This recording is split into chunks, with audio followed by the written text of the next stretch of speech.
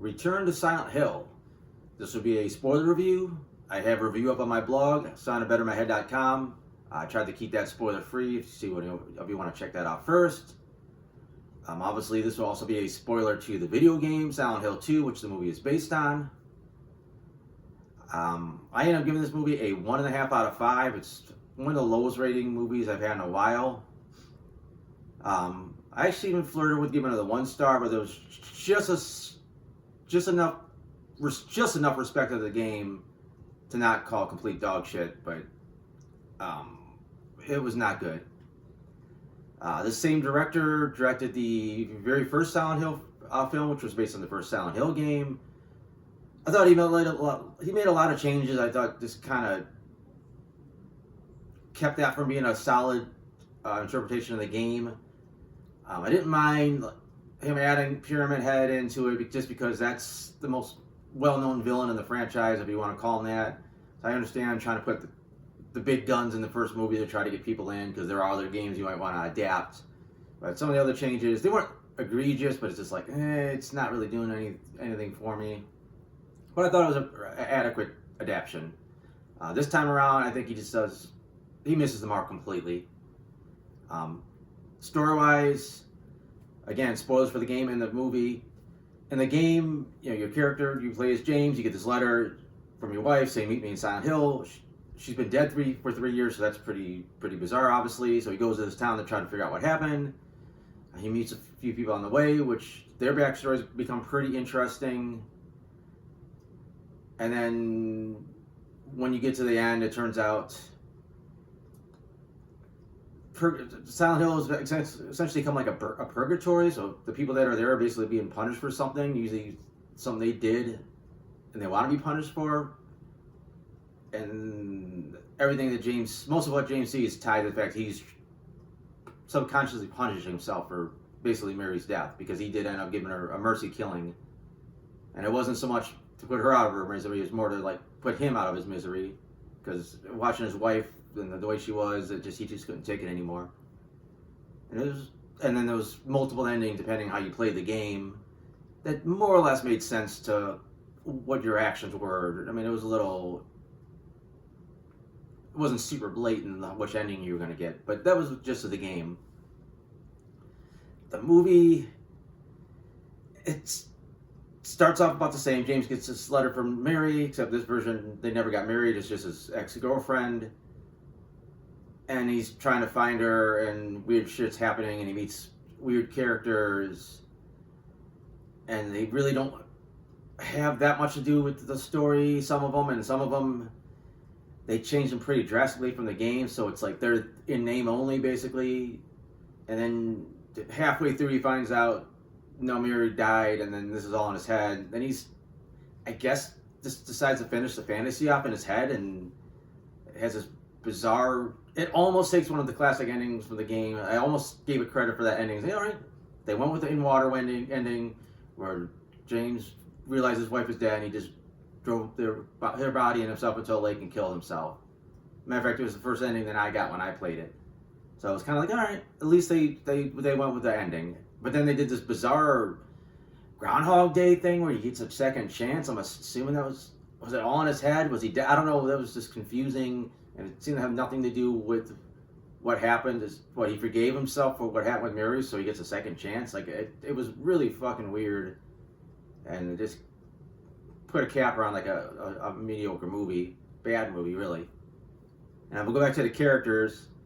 Obviously, you play as James in the game, so you got some stake in what happens in his story. And he's basically kind of like an average dude. I mean, he's a little weird in some scenarios, but he's basically an average dude. James in this movie kind of comes off like a douchebag. He's kind of unlikable. And then you hear his narration. You already don't want to hear this guy's voice because he just seems like he's a douche. I don't care about this guy. And it's like he's just looking for his ex-girlfriend, which loses some of the motivation. It's like, I don't really care. So I don't know. He doesn't come off as a very likable protagonist. And I think just across the board, the acting is flat, and that doesn't help any matters either. You just never feel like these are two people interacting with each other. It's just people saying lines for a lot of the film. They drastically changed Angela in the game. Like I said, Angela is a woman looking. She says she's looking for her mother. We found out she had been abused by her father to the point where she ended up killing him. And now she's in the town, and it's basically says the town's kind of punishing her. In the movie, Angela ends up being, I don't want to say Mary in disguise, but it's the same actress playing a character. Apparently, Mary's got like 4 different middle names or something, and one of them is Angela. And this is like a manifestation of her for some reason, which again, I kind of don't like the fact that it was kind of interesting that other people were being drawn to this town. They're all being punished, and that kind of helps James figure out what was happening with him. Same thing with Laura. Laura was in the game. Laura's a real little girl that actually was in the hospital with Mary. She might be only, she's only a sort of normal person in the game. And here she gets weirder and weirder, and then you find out, like, no, she's just a Mary when she was younger, basically. One of the other Mary's little names is Laura. So Laura's not even a real character in the movie.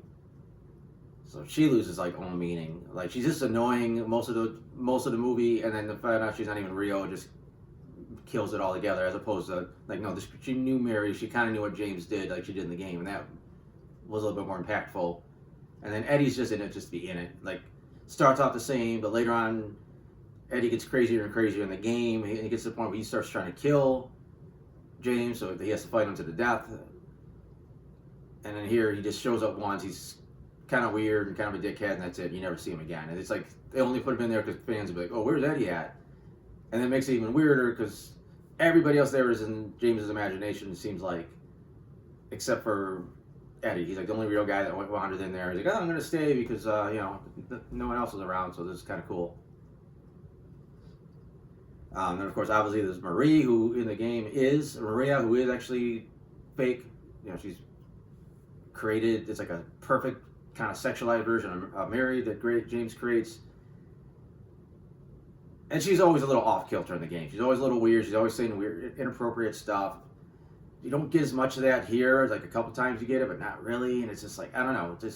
She's not in enough to really bond with her anyway. She's really kind of like the second most important character in the game. And whether or not James seems to try to protect her or not, is one of the things that affects the endings. And here he's just kind of like, all right, we're hanging out together. Then he ditches her because she's hurt, which is fine. And then he just, especially the end, he just blows her off completely. He's like, he doesn't say a word to her at all. And then he just summons Pyramid Head to kill her, which is, I don't know, kind of loosely based on the concept of the game that Pyramid Head is created by him to punish him, whereas opposed to the movie kind of says, no, Pyramid Head is him, which I don't think is the most terrible change, the way they're telling the story that this is all James doing this, but kind of revealing that Pyramid Head's just James is kind of weak as a Pyramid Head character. Like, we never really know why James is getting these weird headaches, and it could go on and on about like what I think they got wrong, story-wise and character-wise. Aesthetically, I think it all looks cheap. It looks like a fan film. Like, all the backgrounds just look washed out and like fake, like they're all on a green screen. The monster designs, they look practical, but it looks like they could have used some CG enhancements to make them look like it's not just someone wearing makeup. They got some of the major enemies, but even they kind of look silly. Like, the longer Pyramid Head's on screen, the longer like the nurses are on screen, which are supposed to be like some of the scariest things in the game. They look kind of stupid. They look kind of corny. I hate Silent Hill gets covered with this thick fog. You can't really see, and that's part of the game. In the first movie, he decided that they wanted to make up a backstory that there was fires burning under the town. It was based on a real town in the United States. That there were fires burning under the town, so that was actually ash. And in this movie, he also decided that it was ash, but he had to make, instead of keeping his original backstory, he went with a new backstory that there had been fires in the woods, and that's what caused ash. It was like, I don't know, it's like he's got this fetish about making it ash instead of fog, and he already had an answer he pulled out of his ass for the first film, and then the second film, he made up a new story, which now makes this film feel completely disconnected from the last film. And I know they're completely separate stories, but I always like the fact that whatever happened in the first film, in the first game, seemed to affect the town even more than it already was screwy, and then that allowed the second game and some of the other stuff to happen. Like, he really kind of opened like this rift. But I think, to me, the biggest controversy is the flashbacks. On one end, they do a lot of flashbacks with you see how James and Mary met. It's a little cheesy, but whatever. You see some of their relationship. You see that some of these dilapidated places in the game where they used to look like, in the good old days. And I think it helps. I think it's like, okay, you want to sell that they had this great relationship, but I think the acting doesn't help for number one. It's just not that great, and it just seems like it happens really fast. And the other thing that kills it, for some reason, they decided to shoehorn the Order in. The Order's like the cult of Silent Hill. So this really bizarre thing where, turns out, I guess Mary's dad was some kind of cult leader, and he was doing weird shit to her, and when he died, the town were all part of the cult, so they took her in, and they were doing weird rituals with her, and it's like, I don't know, it's just it's so off. It makes her seem so unrelatable. You're like, I don't even know what I think of this character. She's in this cult, and she wanted to leave, but then she doesn't want to. I don't know. It's like she's so indecisive about it, and then James was basically well, fuck you. If you don't want to leave, I'm leaving. It doesn't take that much effort to try to get her to leave. We see she wanted to leave at one point, and then the cult should have known. They all should have known he was there. He's screaming when he sees the cult doing their ritual, and he's screaming Mary, Mary, and not a single person looks at him. So I don't know. And then he's like, oh, I saw the cult. I go, yeah, you were screaming at her, so I'm surprised nobody noticed. But anyways, especially, they said the cult has nothing to do with the second game. It's the cult works for some Silent Hill stories, but it doesn't work for every story. To the town itself, is spooky enough, it can tell its own stories. And I think this is a story that didn't need it. It didn't work. It didn't make a lot of sense. And it added, not only did it add nothing to the film, I think it subtracted a lot from the film. And like I said, the fact that they kind of blatantly say near the end, no, this is all in James's head. And he don't care at the end. Well, this is all in his head. I don't really care anymore. That he gets, he just wanders off, gets Maria killed, and then he meets Mary, and then she's fine with everything that happened. And then somehow he ends up with her body. If you want to leave it a mystery, was it in his head or whatnot? This thing kind of made it definitively no, it was in his head. If you leave it up in the air, was it in a lot of the stuff from Silent Hill is based on this movie called Jacob's Ladder, where bizarre stuff starts happening. It's is this really happening, or is the guy imagining? And then the thing would switch gears, and it's okay, now we're doing this, and then again, it's some weird shit starts happening. It's wait, is this real or no? It really kind of kept you guessing what was going on. And there's always a little bit of that in these games, and it's none of that in this movie. I never felt oh, wait, what's going on? Is this real? At least not the way you're supposed to. I think it was just so half-assedly done. And the only points it gets is okay, we go through all the areas in the order that you go in these areas in the game, and there are some hey, I remember getting stuck there, or I remember this scene happening in the game. That Mary with all the moths surrounding her on the bed is okay, that's the game, but then you lose all the comedy. It doesn't have to be an action movie, but I think he hits one or two monsters with a pipe and just keeps running, which is fine when you're overwhelmed. He does beat up some of the nurses, but I don't know, I felt you lose the combat action.